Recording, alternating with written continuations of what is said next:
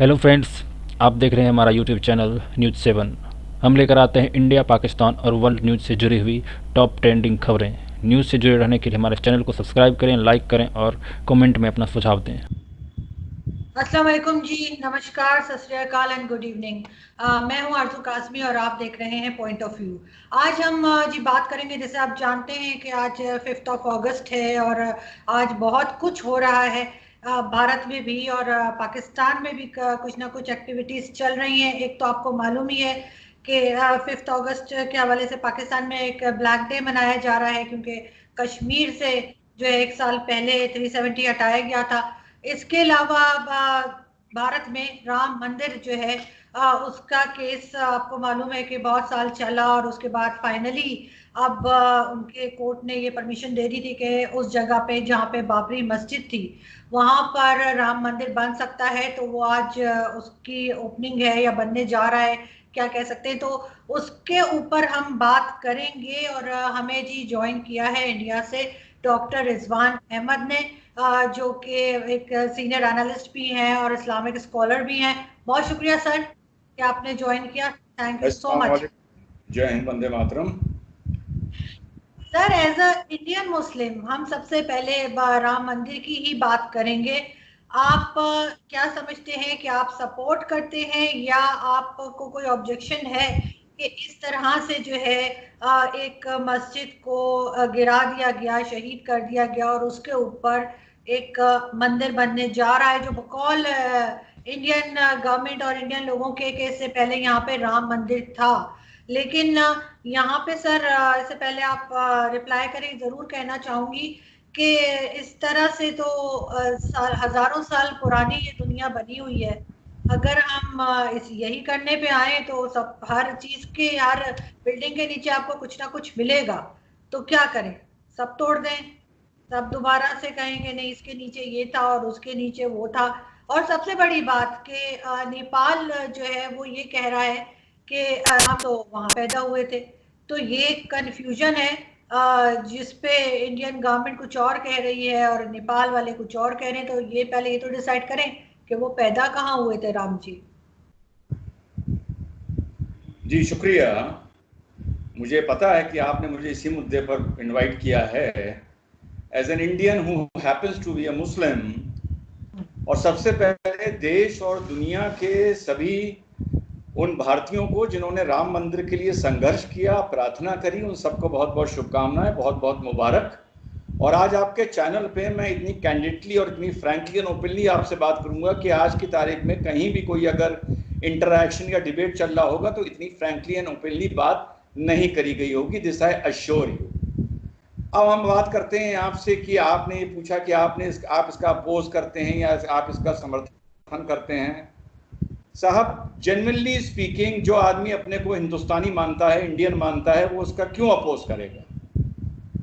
After all it is a matter of birth place of Shri Ram and it is a matter of faith और आस्था। और आस्था के तो ये अजीब देश है मेरा भारत कि यहाँ की मेजॉरिटी कम्युनिटी ने आस्था के नाम पर भी मुकदमा लड़ने को तैयार हो गई।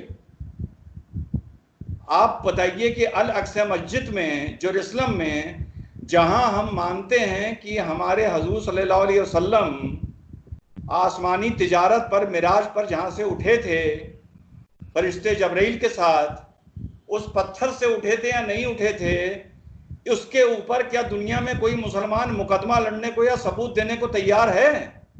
नहीं हो सकता। तो ये तो बहुत बड़प्पन भी है भारत बहुसंख्यकों का और बहुत बड़ी बेवकूफ़ी भी है जो ये अपनी आस्था के नाम पर 30 साल से मुकदमा लड़ रहे हैं। ये मैटर, मैं हमेशा बोलता हूं, मुकदमे का था ही नहीं। ये मैटर भारत की आस्था का था, एक मस्जिद का था जहां पर हिंदू ये क्लेम कर रहा था कि प्रभु राम पैदा हुए थे हिंदुस्तान के। अब नेपाल का आदमी क्या बोलता है, इंडोनेशिया का आदमी क्या बोलता है, that is not the subject here आरजू। और जहां पर उन्होंने क्लेम किया था आज वहीं मंदिर बनाने जा रहे हैं, उसके अलावा कहीं बनाने नहीं जा रहे हैं।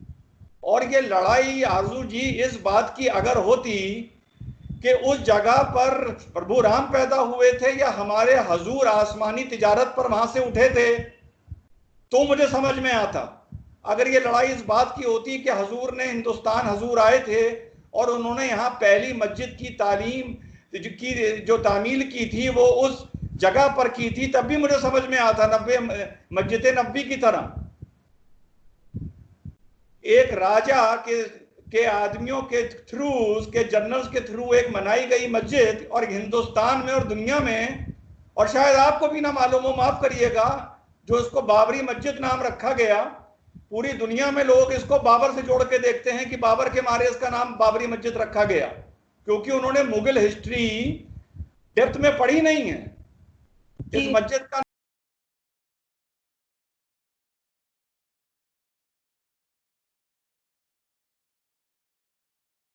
कि who was Babri in Mughal history. आज आपके चैनल पे बता रहा हूं कि Babri was a 16-year-old boy जिसको बाबर अफगानिस्तान के काबुल के मार्केट से खरीद के लाया था। Babur had a physical relationship with this boy called Babri, जो बैटल ऑफ पानीपत में मारा गया था, और उसकी याद में इस मस्जिद, तो for all the Muslims in the world, it is not named after even Babar. This is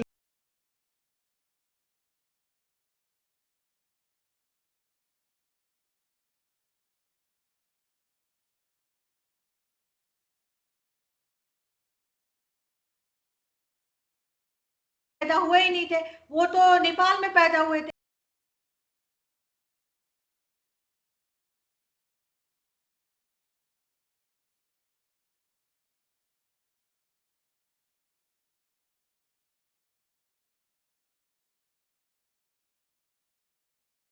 तोड़ दे, सबके नीचे कुछ ना कुछ निकल आएगा। हजारों साल से दुनिया बनी हुई है, आज की तो नहीं है, 100 साल 2 साल पुरानी बात तो नहीं है, तो फिर तो कुछ नहीं बचेगा अगर हम इसी चीज पे चलना शुरू हो जाए। अगर आप बात फिर से वही उठा रही हैं कि नेपाल कुछ क्लेम करता है और इंडोनेशिया कुछ क्लेम करता है, तो आरजू इस तरह तो अहमदिया भी ये क्लेम करते हैं कि हमारे हजूर सल्लल्लाहु अलैहि वसल्लम आखिरी पैगंबर नहीं थे, तो उसको भी फिर आप डिस्प्यूट की तरह डिस्कस करिए। उसको आप क्यों नहीं डिस्कस करते हैं? उसको क्यों नहीं डिस्कस करते? आप करिए उसको भी डिस्कस, पहली बात। दूसरी बात, जब इस स्ट्रक्चर का आर्कियोलॉजिकल सर्वे ने एक्सकवेशन किया, मैंने आपको वो लिंक भेजा था, 17 साल हो गए मुझको एज एन इंडिविजुअल कमेंटेटर, 17 साल से आरजू मैं मुसलमान भाइयों से अपील कर रहा हूं कि ये मैंने आपको लिंक भेजा था, विवादित भूमि हिंदुओं को सौंप दी जाए। ये मैंने 17 साल पुराना लिंक है, ये आज का लिंक नहीं है मेरा। जब उसका आप एक्सकेवेशन के लिए तैयार हुए under the direction of high court, या तो आप तैयार ना होते या आप मना कर देते। जो आज आप बात बोल रही हैं, या तो जो बाबरी मस्जिद के पक्ष के पक्षकार थे, जो लॉयर्स थे, वो कहते थे नो लॉर्डशिप, हम इसका एक्सकेवेशन कराने में तैयारी नहीं है, क्योंकि किसी ना किसी बिल्डिंग के नीचे कुछ ना कुछ तो निकलेगा। उन्होंने एग्री किया कि ठीक है साहब, होना चाहिए, ऑब्जेक्शन फाइल नहीं किया। जब इसका एक्सकवेशन होता है तो अंदर से ऐसा नहीं कि कुछ भी निकल आता है, अंदर से बाकायदा पिलर्स निकलते हैं, 36 दीवार निकलती है, मैन मेड स्ट्रक्चर निकलता है, जो मुस्लिम संस्कृति एंड मुस्लिम कल्चर से ताल्लुक नहीं रखता है। बात समझिएगा, मेरा आर्गुमेंट आरजू ये नहीं है कि राम यहां पैदा हुए थे या वहां पैदा हुए थे, this is not my argument. क्योंकि जैसा मैंने आपसे बताया, मेरा आर्गुमेंट ये नहीं है कि हजूर यानी इब्राहिम अलैहिस्सलाम अपने बच्चे को कुर्बानी के लिए इस पहाड़ी पर लेके गए थे या जेरूसलम लेके गए थे, ये मेरा आर्गुमेंट नहीं है। मैं कभी भी फेथ पर आरजू आर्ग्यू नहीं करता हूं। जब उसके नीचे से स्ट्रक्चर निकला और वो मुस्लिम संस्कृति इस्लाम से जुड़ा हुआ नहीं था, वो राम जन्मभूमि थी या बुद्धिस्ट का कोई सेक्रेड स्थान था, या वहां पर कोई महल था, या वहां पर कोई सभागार था, या वहां पर घोड़े का तबेला था, चाहे वहां पर अस्तबल था, कुल मिला के वो जगह हमारी नहीं थी, मुसलमान की नहीं थी। और अगर थी और आपको पता था तो आपको इंडियन कोर्ट्स में ये पहले ही हलफनामा एफिडेविट दे देना चाहिए था कि ये मस्जिद भी हमारी है और इसके नीचे भी एक स्ट्रक्चर है, वो भी हमारा है, जो फलाने फलाने मुगल ने या किसी गौरी ने या गजनी ने किसी ने बनवाया था। तब तो आप चुप रहे क्योंकि आपको ये लगता था ये लैंड वर्जिन लैंड है। लेकिन जब वहां पर स्ट्रक्चर निकल के आया मैन मेड, तब आप पलट गए। तब आपको नहीं पलटना चाहिए था। मुसलमान को सिर्फ इतना कहना चाहिए था, अब ये जगह हमारी नहीं है। जो मैंने अपील करी थी 17 साल पहले, प्यार मोहब्बत से अपने लिए मस्जिद की अगल बगल जगह लेनी चाहिए थी। मस्जिदें दुनिया में शिफ्ट होती आई हैं। अरे मक्का शरीफ में मस्जिदें शिफ्ट होती आई हैं, और हम दूर की बात क्यों करें, अरब वर्ल्ड की। और हमें इज्जत से बगल में मस्जिद बनानी शुरू कर देना चाहिए था, और ये जगह हमें हिंदुओं को हैंड ओवर कर देनी चाहिए थी। अब हिंदू वहां पर तय करता कि राम यहां पैदा हुआ था या वहां पैदा हुआ था, ये हिंदू का हेडेक है, ये जैनियों का हेडेक है, ये बुद्धिस्ट का हेडेक है। मुसलमानों को इस लड़ाई से एक्सकेवेशन के बाद इज्जत से बाहर निकल आना चाहिए था, जो मुसलमान नहीं निकले, और आज ये दिन देखना पड़ रहा है। लेकिन सर एक दूसरी जगह पे जमीन दी गई है मस्जिद के लिए, तो इस बात की क्या गारंटी है कि कुछ अरसे के बाद वहां से भी कोई इसी तरह की क्लेम नहीं आ जाएगी कि अब यहाँ पे ये था या वो था। और दूसरा ये कि आप इतना सपोर्ट कर रहे हैं एज अ मुस्लिम, आप राम मंदिर को इतना सपोर्ट कर रहे हैं, तो उसकी कोई रीजन ऐसा तो नहीं है कि बिकॉज आपको बहुत ज्यादा एसोसिएट किया जाता है बीजेपी के साथ, कि आप बीजेपी को बहुत सपोर्ट करते हैं, तो बीजेपी कुछ भी करेगी, चाहे वो उल्टा करे सीधा करे। डॉक्टर रिजवान ने कहने वाह वाह वाह बहुत अच्छा किया। देखिए, बदकिस्मती ये है कि 2014 के बाद 2, 4, 5, 10 मुट्ठी भर मुस्लिम, एक तो ऐसे भी हमारे मुसलमान भाई हैं जिन्होंने राम जन्मभूमि पर पिक्चर बनाई। उन्होंने कहा जब राम जी की बड़ी प्रतिमा बनेगी तो उनके लिए चांदी के तीर मैं दूंगा। 2014 के बाद मुट्ठी भर मुस्लिम और झोला भर हिंदू, राष्ट्रवाद की बात करने वाले, सेमिनार करने वाले, बढ़ चढ़ के बोलने वाले, है ना, लेक्चर देने वाले, यूट्यूब पर भी हर जगह बहुत पैदा हो गए। कब के बाद? 2014 के बाद। I speak on my evidence. मैं राम मंदिर के लिए आज से 17 साल पहले बोल रहा हूं, जब नॉर्थ इंडिया में गुजरात को छोड़ के अच्छी तरह नरेंद्र मोदी और अमित शाह को कोई अच्छी तरह जानता नहीं था, योगी जी को कोई जानता नहीं था। मैं तब से बात कर रहा हूं राम मंदिर की, क्योंकि मुझे पता था कि एंड में वहां पर राम मंदिर ही बनेगा। राम मंदिर भारत में नहीं बनेगा आरजू, तो फिर कहां बनेगा? हमें जगह दे दो, हमें जगह दे दो, हम वहां राम मंदिर बना लेंगे दुनिया में। हम यहां अयोध्या में नहीं बनाएंगे। हमें आप जगह दे दो पाकिस्तान में, हमें जगह दे दो सऊदी में, हमें जगह दे दो मिडिल ईस्ट में, हम वहां बना लेंगे, हम यहां नहीं बनाएंगे। कहीं कोई हमें जगह देगा? तो जो राम मंदिर यहां नहीं बनेगा तो आरजू कहां बनेगा? Common sense. देखिए, थ्योरी ऑफ गवर्नेंस है highest happiness of the highest number. This is the theory of governance. ये आरजू हर जगह लाइफ में लागू नहीं होती है, गवर्नेंस में लागू नहीं होती है। ये नहीं कि कोई अल्पसंख्यक है, कोई अकलियत का भाई है तो कोई बहुसंख्यक उसका कत्ल कर दे तो उस पर मुकदमा नहीं चलेगा। नहीं, ये बात नौकरी देने में, आदमी की तालीम में लागू नहीं होती है, इंसाफ में लागू नहीं होती है। लेकिन जब आस्था की बात आएगी, जब मजहब धर्म की बात आएगी, तो highest happiness of the highest number देखा जाता है। आज भी अमेरिका में the president of America swears by the Bible. अब आप ये बताइए कि आपने हाल में अल सोफिया का किस्सा सुना होगा, तुर्की का सुना होगा आपने। वहां क्या हुआ? 900 साल से वो एक चर्च था। तुर्की के लोग खुद मानते हैं वो चर्च था, सब मानते हैं। उसके बाद वो 500 साल पहले मस्जिद कर दी गई। मुस्तफा अतातुर्क ने आके कहा no it will be a symbol of secularism, उसने उसको म्यूजियम बना दिया। 15 दिन पहले तुर्की में उसको फिर से मस्जिद कन्वर्ट कर दिया गया। पूरे यूरोपियन वर्ल्ड ने, क्रिश्चियन वर्ल्ड ने इसका विरोध किया। दुनिया के मुसलमानों ने क्या इसका विरोध किया? आपने किया कि अल सोफिया म्यूजियम को मस्जिद क्यों बना रहे हो? आपने ट्वीट किया तुर्की के प्राइम मिनिस्टर को कि आप ये क्यों कर रहे हैं। इमरान खान ने ट्वीट किया, ओएसी ने किया, दुनिया के मुसलमानों ने किया? नहीं किया। क्यों नहीं किया? क्योंकि उनको खुशी हो रही थी ये म्यूजियम दादागिरी के चलते एक मस्जिद बन रहा है। और अगर मैं ये सवाल आपसे पूछूंगा, ओएसी से पूछूंगा, भारत के मुसलमान से पूछूंगा तो जानते हैं वो क्या जवाब देगा? वो कहेगा भाई हमसे क्या मतलब, वो तरक्की का मैटर है, हमसे भारत की बात करो, बहुत अच्छी बात है। जब रोहिंग्याओं की बात आएगी तो म्यांमार का रोहिंग्याओं का ठेका ले लोगे, जब बांग्लादेशियों की बात आएगी तो आप उनका ठेका ले लोगे, जब पैलेस्टीनियंस की बात आएगी तो आप इसराइल को कोसोगे और उन्हें गालियां दोगे, यहूदियों को। क्यों? वो भी तो फिर बाहर का मैटर है, उससे भी मतलब ना रखो। पर नहीं, मुसलमान ऐसा नहीं करता। आरजू, आई एम वेरी सॉरी, मुसलमान डबल स्टैंडर्ड करता है। अगर इसी तरह यूरोप में किसी जगह को जबरदस्ती चर्च बनाया गया होता जैसा तुर्की में इस्तांबुल में बनाया गया है, तो पूरा मुस्लिम वर्ल्ड खड़ा हो जाता, ट्वीट करने लगता, उसके खिलाफ बोलने लगता, जिहाद की बात शुरू हो जाती। लेकिन नहीं, मस्जिद बनाई जा रही है तो सब चुप हैं। क्यों चुप हैं? इंग्लिश की एक कहावत है Arzoo, do not push the luck too far, do not.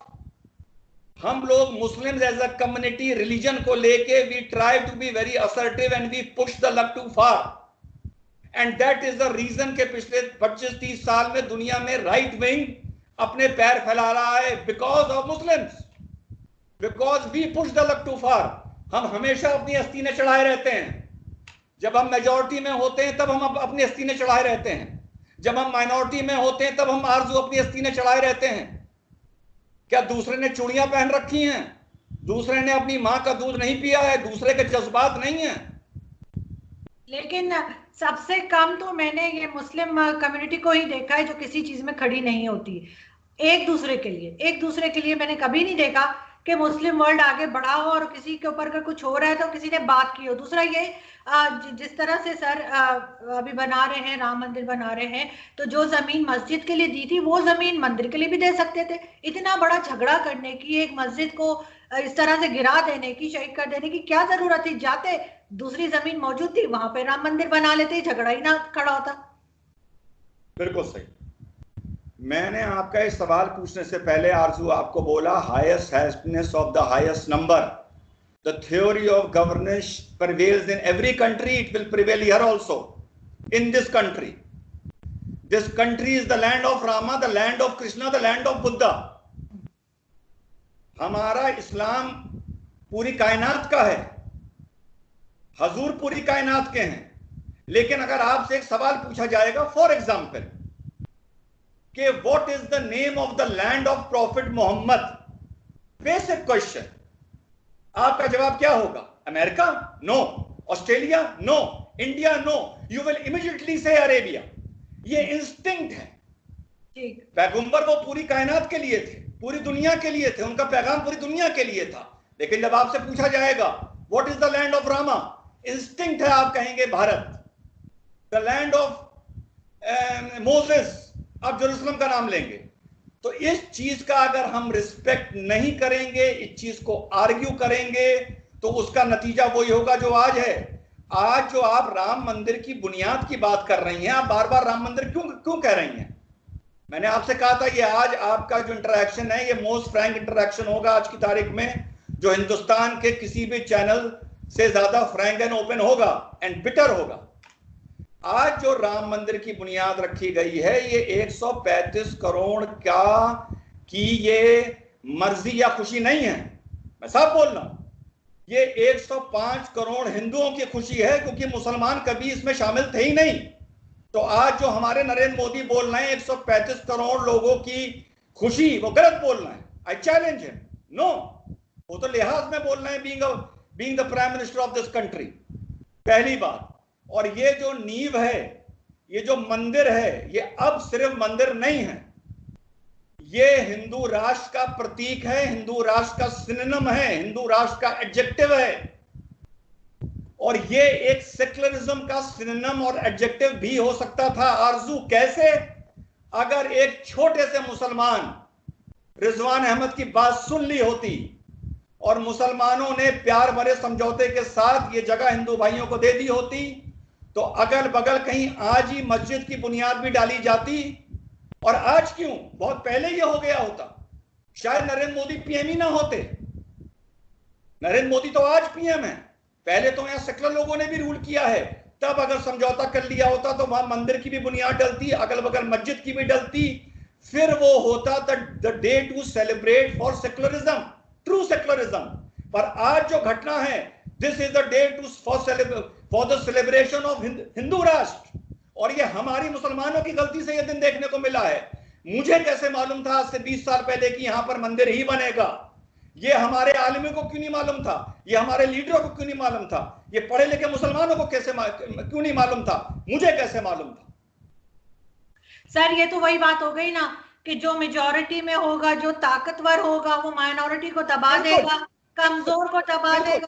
तो वही वही हम, अब हर जगह एक चीज मुझे और समझ नहीं आती, हर जगह मस्जिद बनानी है, मंदिर बनाना है, और लोग जो है उसमें जाते नहीं है। मंदिर भी खाली पड़े हुए हैं, मस्जिदें भी खाली पड़ी हुई है, यहाँ पे हर वक्त चोर मचा रहे थे। और ये भी सर एक तरह की एक्सट्रीमिज्म है जो इंडिया में हो रही है। ये भी एक्सट्रीमिज्म का ही एक आप हिस्सा कहेंगे कि लोग एक्सट्रीम पे जा रहे हैं और इस तरह से मंदिर के लिए मस्जिद तोड़ी जा रही है, या पाकिस्तान में एक मंदिर बनने जा रहा है तो उस पर एक शोल वबाल खड़ा कर दिया। तो ये एक तरह का हम वही चीज देख रहे दोनों जगह। देखिए, आप अगर आज इस मौके पर मुझसे बात कर रही हैं तो हिंदुस्तान की किसी भी चीज को जस्टिफाई करने के लिए मैं बता दूं, मैं पाकिस्तान का नाम या कंपैरेटिव आर्गुमेंट नहीं करूंगा, पहली चीज, ठीक है? Because I think these are two different nations. आप जो बात बोल रही हैं मेजॉरिटिज्म की, एक्सट्रीमिज्म की, मैं उसको पहले बोलूंगा मेजॉरिटिज्म, ना कि एक्सट्रीमिज्म। और जैसा मैंने बोला, yes, highest happiness of the highest number faith और रिलीजन के मामले में होगा। और अगर मैं तो खुद बोल रहा हूं, ये बुनियाद है, प्रतीक है, एडजेक्टिव है हिंदू राष्ट्र का, ना कि मंदिर, ना कि मंदिर, ये एक सिनोनिम है। और दूसरी चीज, अब वही वाली बात आ गई जो आप बात बोल रही हैं, क्या ये पैगाम आप 55 मुस्लिम मुल्कों में, इस्लामिक मुल्कों में देंगी जो आज आप मुझे दे रही हैं, हिंदुस्तानी मुस्लिम को देंगी आप? अगर आपको ये पैगाम देना था तो आपने ये बात ट्वीट करके टर्की के प्राइम मिनिस्टर से कही कि आप उसे मस्जिद क्यों बना रहे हैं। आप मुझे वो ट्वीट दिखा दीजिए कि आपने ऑब्जेक्शन किया, मैं आपके आगे हाथ खड़े कर दूंगा। आप मुझे वो ट्वीट दिखाइए कि आपने टर्की में उस जगह को जबरदस्ती जो मस्जिद बनाया गया है 15 दिन पहले, आपने उसका ऑब्जेक्शन किया, और दुनिया के कौन कौन से मुसलमानों ने उसका ऑब्जेक्शन किया। अगर 55 मुल्कों में हम इस्लामिक थियोलॉजी चाहते हैं, शरिया चाहते हैं, और अगर हम सेक्युलरिज्म की 2-3 मुल्क जैसे यूएई आरजू बात करता है, मैं आपको बताऊं यूएई का सेक्युलरिज्म क्या है आरजू। पूरे यूएई में हम तुम्हारे लिए 5 मंदिर बना देंगे, 2 सिनेगॉग बना देंगे, 5 चर्च बना देंगे, और उसकी फिर वीडियो बना के पूरी दुनिया में वायरल करी जाती है कि वाह वाह हाउ सेक्युलर वी आर। साथ ही साथ माइनॉरिटी से ये कह दिया जाता है कि देखो सुनो, औकात में रहना, हैसियत में रहना, सवाल ना पूछना, पर ना निकालना, पर निकालोगे तो एक दिन एक रात में पैक करके घर वापस भेज दिया जाएगा। रोटी कमाओ, इज्जत से रहो। ये एटीट्यूड है मुस्लिम सेक्युलरिज्म का, मुस्लिम नेशंस का, जो मॉडर्न कहलाते हैं। और दुनिया दूसरों का सुनिए, दूसरे जो सेक्युलरिज्म देते हैं, और जब वहां मुसलमान जाता है, भले वहां भाग के जाए, भले वहां एज ए रेफ्यूजी जाए, जैसा यूरोप में जा रहा है, जाके तो सेटल हो जाता है, 5 साल बाद कहता है मेरी मस्जिद कहां बनेगी, मीनार कितनी ऊंची होगी, ऊपर चांद तारा लगेगा, लाउड स्पीकर लगेगा, हमें ये सिविल राइट्स दो, हमें वो सिविल राइट दो, हम तो इलेक्शन भी लड़ेंगे, हम तो गवर्नर भी बनेंगे, हम तो पॉलिटिक्स भी करेंगे, हमें शरिया भी चाहिए। ये करता है मुसलमान जब मेजॉरिटी नेशंस में जाता है, और ये कर रहा है। इंग्लैंड में शरिया की मांग हो रही है, यूरोप में शरिया की मांग हो रही है। अरे 55 मुल्क इस्लामी हैं, करो वहां पर शरिया। दूसरों के मुल्क जाके आप क्यों उनको डिस्टर्ब करते हैं? और जब दूसरी तरफ से आरजू रिएक्शन होता है तो हर मुसलमान वो बात बोलता है, बुरा ना मानिएगा, जो आप बोल रही हैं, कमजोर को दबाया जा रहा है। अरे इस्लामी मुल्कों में क्या किया जा रहा है? वहां दबाया नहीं जा रहा है, वहां पे माइनॉरिटी पहले ही इतना दबके रहती है कि उसको दबाने की नौबत ही नहीं आती है। वो तो हम ही मुसलमान ऐसी माइनॉरिटी हैं जो इतनी आस्तीन चढ़ाते हैं, इतनी आंखें दिखाते हैं, इतना गला फाड़ते हैं कि नौबत आ जाती है कि दूसरा हमें दबाए, और उस चीज को फिर हम लोग चेस्ट बीटिंग करते हैं, विक्टिम कार्ड प्ले करते हैं। लेकिन सर तो वही वाली बात है कि वो जैसे एक हिंदी मूवी में डायलॉग था ना कि दूसरों के पाप गिनाने से अपने पाप कम नहीं हो जाते। आप कहें जी मुस्लिम्स ये कर रहे हैं, वो कर रहे हैं, ये करके आप ये जस्टिफाई नहीं कर सकते अगर भारत में कुछ गलत हो रहा है। अगर भारत में मुस्लिम्स के साथ कुछ गलत हो रहा है तो सिर्फ ये कह देने से कि बाकी मुस्लिम कंट्रीज में माइनॉरिटी के साथ गलत हो रहा है, आप उसको जस्टिफाई नहीं कर सकते। और दूसरी बात, मैं जितनी इज्जत अपने पैगंबर की करती हूँ, मैं उतनी ही इज्जत राम जी की और सब लोगों की करती हूँ जिस भी रिलीजन से हो, ठीक है। लेकिन आपका ख्याल है कि अगर इस जमाने में, इस टाइम पे अगर राम जी होते तो उनको, लॉर्ड राम को ये अच्छा लगता कि कोई मस्जिद इस तरह से गिरा दी जाए और उसकी जगह उनका मंदिर बनाया जाए? क्या वो ये अलाउ करते? क्या वो खुश होते ये देखकर? मेरा ख्याल है नहीं। अगर हजूर मोहम्मद सल्लल्लाहु अलैहि वसल्लम होते तो क्या वो खुश होते देखकर कि मुसलमानों ने कितनी दुनिया में दूसरों के मंदिर और मस्जिद, मंदिर और सिनेगॉग और चर्च तोड़े हैं? बिल्कुल वो भी खुश होते? नहीं। कश्मीर में कितने तोड़े हैं वो देख के खुश होते? नहीं। देखिए, उन पर ना जाइए, वो एक अलग सब्जेक्ट है। That is separate. देखिए ना, राम जी खुश होते या हजूर खुश होते या जीसस क्राइस्ट खुश होते, that is not a subject. कैसे जिया जा रहा है सन 2020 में, 21st सेंचुरी में, हम लोग उसकी बात कर रहे हैं, पहली बात। और दूसरी बात जो आपका सवाल था, I am missing that question, आपने जो दूसरी बात सवाल पूछा अभी, इसी के उसमें आपने एक सवाल पूछा था कि अगर कोई मुस्लिम कंट्रीज में गलत कर रहा है तो उसका मतलब ये तो नहीं ना कि इंडिया को भी राइट मिल गया या उसको भी यही करना चाहिए। करेक्ट करेक्ट करेक्ट करेक्ट, बिल्कुल। मैंने आपसे पहले कहा, highest happiness of the highest number हर जगह इंप्लीमेंट नहीं होती। यस, अगर कोई मुस्लिम बच्चा लायक है और उसको नौकरी नहीं दी जा रही और मेरे पास वो मैटर आए तो मैं खुल के बोलूंगा। अगर किसी मुसलमान को इंसाफ नहीं मिल रहा है माइनॉरिटी को, हम खुल के बोलेंगे। अगर गौ रक्षा के नाम पर भारत में गौ लिंचिंग हो रही है, मैं उसके खिलाफ खुल के बोलूंगा, उसका घोर विरोध करूंगा, बिल्कुल करूंगा। अगर कोई जुल्म हो रहा है उसके खिलाफ बोलूंगा। लेकिन इट इज बाउंड के कंपैरिजन करना पड़ेगा, it is bound, it is human. क्या मुसलमान कश्मीरी पंडित के खिलाफ बोला जो उनको मार मार के कश्मीरी पंडित को भगाया गया? क्या पाकिस्तान बोला? क्या उनके वहां मंदिर नहीं थे जो जलाए गए और तोड़े गए? मैं अपनी आंख से देख के आया हूं, मैंने वीडियोग्राफी करी है। सोसाइटी धीरे धीरे इन्वॉल्व होती है आरजू, और वो एक दूसरे को देख के होती है, ना कि श्री राम और जीसस क्राइस्ट और हजूर को देख के। एक दूसरे को देख के होती है, एक दूसरे को देख के आपस में मोहब्बत भी होती है और एक दूसरे को देख के आपस में नफरत भी होती है। और चूड़ियां किसी ने नहीं पहन रखी, जज्बात सब में हैं। मुसलमान ये ना माना करे कि जज्बात सिर्फ उसी में है, जोश सिर्फ उसी में है, दम सिर्फ उसी में है। ये सबसे बड़ी गलती करता है मुसलमान। सब में जोश है, सब में दम है, और सबको पत्थर उठाना आता है और सबको तलवार उठानी आती है। सो एज अ कम्युनिटी जहां हम मेजॉरिटी में हैं, हमको ये ध्यान रखना चाहिए कि हम अपनी माइनॉरिटी को कितनी रिलीजियस लिबर्टी दे रहे हैं। World is a global community now. हम ये नहीं कह सकते कि हमें उससे नहीं मतलब, हमें उससे नहीं मतलब। अब जो टर्की में घटना हुई है, रशिया ने, यूरोप ने, ग्रीस ने जो इसका विरोध किया है, आपको क्या लगता है इसका स्पिल ओवर कहीं नहीं होगा? सारी क्रिश्चियन कम्युनिटी भूल जाएगी। आप भूलते या हम भूलते कि जबरदस्ती कहीं अगर चर्च बना दिया जाता यूरोप में, इतनी हिस्टोरिकल बिल्डिंग में, तो भूलते? नहीं भूलते। तो वो क्यों भूलेंगे? फिर हम लोग कह देते हैं साहब वो उस मुल्क की बात है, उस मुल्क की बात है, ईंट का जवाब पत्थर से नहीं होता। माफी चाहूंगा, आजकल के जमाने में ईंट का जवाब पत्थर ही से होता है। और जो हम लोग चाइना की बात करते हैं, यूगर मुस्लिम्स की बात करते हैं, उनको जो वहां पर परेशान किया जा रहा है, चाइना उनसे यह कहता है कि आपको इस चीज के दायरे में रहना होगा। जब वो अपनी ऑटोनॉमी असर्ट करते हैं, तब चाइना ने उन पर शिकंजा लगाना शुरू किया, जुल्म करने शुरू करे। मानता हूं इसी तरह जो 55 मुस्लिम मुल्क हैं, अरे आरजू वो दिन तो आने दीजिए जहां वहां पर माइनॉरिटी अपने लिए ऑटोनॉमी मांगेगी, अपने लिए रिलीजियस एब्सोल्यूट फ्रीडम मांगेगी। वो दिन तो आने दीजिए आप। फिर अब देखिएगा एक एक मुस्लिम मुल्क में चाइना होगा, एक एक मुस्लिम मुल्क में माइनॉरिटी के लिए कंसंट्रेशन कैंप्स होंगे। We should know the truth about our community. Sir मुझे एक चीज बताइए लास्ट में आप, कि आपको लगता नहीं कि आप जैसे लोग जो इतने पढ़े लिखे हैं, इतनी अच्छी बात करते हैं, आप इस चीज को सपोर्ट करके एक तरह का स्टार्ट ले रहे हैं कि कम से कम भारत में या बाहर बहुत सी ऐसी मस्जिदें हो सकती हैं, मसाजिद जिनके नीचे कोई मंदिर हो या कुछ और हो, कोई गुरुद्वारा हो, ये आप एक तरह का स्टार्ट नहीं ले रहे हैं कि ये चीज अब शुरू हो जाए, हर जगह पे यही दावा हो कि जिसके नीचे ये था और इसके नीचे वो था, ये करके मजीद इस तरह से मुसलमानों को तकलीफ नहीं दी जाएगी आपके ख्याल से?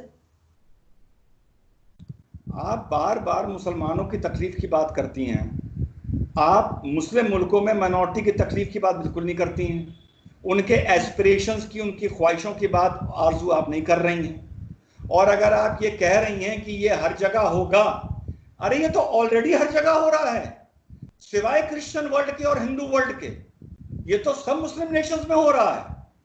आप क्या समझते हैं कि मुस्लिम नेशंस में, इवन मोस्ट मॉडर्न मुस्लिम नेशन में, माइनॉरिटीज को एब्सोल्यूट राइट ऑफ फ्रीडम है, एब्सोल्यूट राइट ऑफ असर्शन है, absolute right of aspiration, religious aspiration है? नहीं है। ये तो जो अब हो रहा है, यही तो उन चीजों का जवाब है जो मैं आपसे बता रहा हूं। देखिए 500 साल पहले साफिया चर्च को, हागिया साफिया चर्च को यहां पर मस्जिद बनाया गया तुर्की में, 500 साल पहले। 900 साल से वो चर्च था, आज 15 दिन पहले उसको फिर से मस्जिद बना दिया गया। इसका मतलब 500 साल में मुसलमान के सोचने का तरीका मजहबी दादागिरी को लेके नहीं बदला, नहीं बदला, 500 साल में नहीं बदला। और आप समझते हैं कि दूसरी जो कौम है वो इस पर रिएक्शन ही नहीं करेंगी? क्यों नहीं करेंगी? बिल्कुल करेंगी, और करना चाहिए, बिल्कुल करना चाहिए। सेकुलरिज्म के नाम का मतलब ये नहीं है कि एक आदमी टेंट्रम करता रहे, जिद करता रहे, और दूसरा सेकुलरिज्म के नाम पर उसको बर्दाश्त करता रहे। There has to be a time जहां गिलास से पानी बाहर बहेगा, और वो टाइम अब दुनिया में आ गया है। और मुसलमान को ये चीज सोचनी चाहिए कि राम मंदिर का निर्माण, आज ही मस्जिद की बुनियाद भी रखी जाती और देश का प्रधानमंत्री वहां भी जाता और ये सेकुलरिज्म की जीत होती, लेकिन सिर्फ मुसलमान की जिद ने, आज मैं साफ बता रहा हूं, आज जो दिन है, ये देश के हिंदुओं के लिए और दुनिया के हिंदुओं के लिए एक मुबारक का दिन है, ना कि मुसलमानों के लिए। पर अगर मुसलमान ने अकल से काम लिया होता, जज्बात और होश से काम लिया होता, तो आज ये दोनों के लिए एक मुबारक दिन होता और एक नए युग की, एक नई मिसाल और एक नई सेंचुरी शुरू होती ब्रदरहुड की। We have missed the bus and we will suffer in the future also. I warn the Muslims. बिल्कुल ठीक, और हम यही उम्मीद करते हैं सर कि आगे जो है इस तरह का कोई टेंशन ना हो, कोई स्ट्रेस ना आए। सर आपकी आवाज नहीं आ रही, मुझे आपकी आवाज नहीं आ रही, एक सेकेंड। हेलो, आपकी आवाज नहीं आ रही थी सर, थोड़ा सा इंटरनेट कनेक्शन का कोई इशू। हाँ, आप कुछ कह रहे थे, आप कंप्लीट करिए पहले। आवाज आ रही है? जी अब आ रही है। हाँ, क्या कह रही थी आप? उसको इस वाले पोर्शन को एडिट कर दीजिएगा। आप क्या कह रही थी? मैं सिर्फ यही कह रही थी कि हम उम्मीद करते हैं कि आगे इस तरह से, इस वजह से, बाबरी मस्जिद की वजह से या राम मंदिर की वजह से मजीद कोई झगड़ा, लड़ाई झगड़ा, ये टेंशन नहीं हो, हर जगह लोग आराम से रहें। देखिए, जब बबूल बोएंगे तो बबूली काटना पड़ेगा। अब वो हमको चुपता है या दूसरों को चपता है, ये वक्त बताएगा। बबूल बो के आम नहीं मिलता। और मजहबी जज्बातों को लेके, चाहे हम मेजॉरिटी में मुसलमान हो, चाहे हम माइनॉरिटी में मुसलमान हो, हमें एक लाइन ड्रॉ करनी नहीं आती। तुम्हारी किस लेवल तक हमें बर्दाश्त करेगा, हमारे टेंट्रम, हमारी जिद, हमारा असर्शन, हमारा मजहबी दबाव दूसरा कब तक बर्दाश्त करेगा।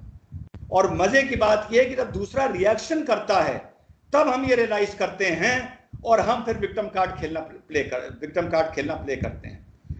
उससे पहले हम ये रियलाइज नहीं करते हैं। क्यों यूरोप में शरिया की बात हो रही है, क्यों इंग्लैंड में शरिया की बात हो रही है? आप जानते हैं हो रही है, क्यों हो रही है? अब आप शरिया की बात आज कर रहे हैं, कल को वहां भी राइट विंग स्ट्रांग होगा, वो फिर दबाव करेगा। अब जब वो दबाव करेगा तो मुसलमान कहेगा हम पे जुल्म हो रहे हैं। अरे भाई, शरिया बहुत मुबारक चीज है, बहुत अच्छी चीज है। 55-56 इस्लामिक मुल्क हैं, करो ना शरिया, कौन मना कर रहा है? सुबह शाम शरिया करो, कौन मना कर रहा है? दूसरा मुल्क जो मॉडर्न हो जाता है, जो सेकुलरिज्म की बात करता है, वहां जाके आप उस सेकुलरिज्म को डिस्टर्ब करते हैं, क्योंकि आपका सेकुलरिज्म दो तरफा चलता है। जब आप मेजोरिटी में होते हैं तो सेकुलरिज्म की अलग परिभाषा होती है, जब माइनॉरिटी में होते हैं सेकुलरिज्म की अलग परिभाषा होती है। जब आप माइनॉरिटी में होते हैं तब फंडामेंटल राइट की बात करते हैं, फ्रीडम ऑफ स्पीच की बात करते हैं, एब्सोल्यूट फ्रीडम ऑफ रिलीजन की बात करते हैं, शरिया की बात करते हैं। जब आप मेजोरिटी में होते हैं तब भी आप शरिया की बात करते हैं। अरे भाई, आपको तो दोनों तरफ शरिया की बात करनी है, तो भैया फिर अपना कोई जहां बसा लीजिए, अपना कोई प्लेनेट बसा लीजिए, वहीं मुसलमान चैन से रह सकता है। और मुझे तो यकीन है अगर अपना प्लेनेट भी बसा लेगा वहां भी चैन से नहीं रह पाएगा। बिल्कुल सही। लेकिन मैं उम्मीद यही करती हूँ और आई विश के सब अमन से रहें और सुकून से रहें। बहुत शुक्रिया सर कि आपने ज्वाइन किया। Thank you so much. Thank you so much. Thank you so much. Thank Allah you. Hafiz. Thank thank you. You.